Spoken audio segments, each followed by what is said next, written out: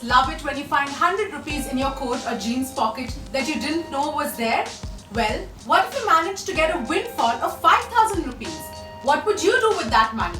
One option is to splurge it all on new clothes or maybe a fancy dinner.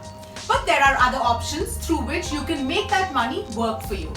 The first thing that can't be stressed enough is to ensure that you have your life and health insurance in place. If you're a 30-year-old earning 5 lakhs per year, 5,000 rupees can buy you a term cover of 50 lakhs. And you also get tax benefits under Section 80C. So, if you don't have a life cover, and especially if you have dependents, then this is a must. Buying a health cover is also just as important. With the rising cost of healthcare, it's imperative that you have an adequate health policy, else you might find your savings completely drained out in a medical emergency. If you're a married 30-year-old, you can buy a floater policy of 3 to 5 lakhs for about 5,000 rupees. This will not only help protect your savings in case of medical emergencies, but will also help you save tax under Section 80D. However, this is likely to be a limited policy since the premium is low. So do top up this amount as and when you can. Credit card bills have the habit of piling up and you end up paying huge interest costs. Any windfall gains or excess liquidity that you have, you must use to pay off your debt in part or entirely.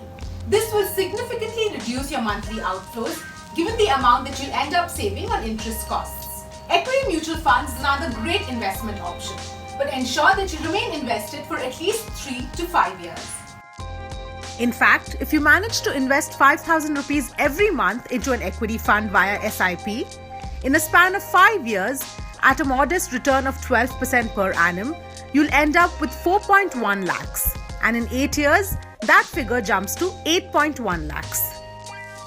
If you've always wanted to try investing directly in stocks but were unsure of the risks, then this might just be the right time and the ideal amount to get your feet wet.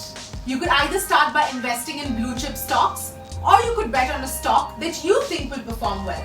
Either way, if you get your research wrong, you don't stand to lose a lot. But on the other hand, if your bet pays off, your 5,000 could multiply. So those were some ideas of how you can utilize 5,000 rupees smartly.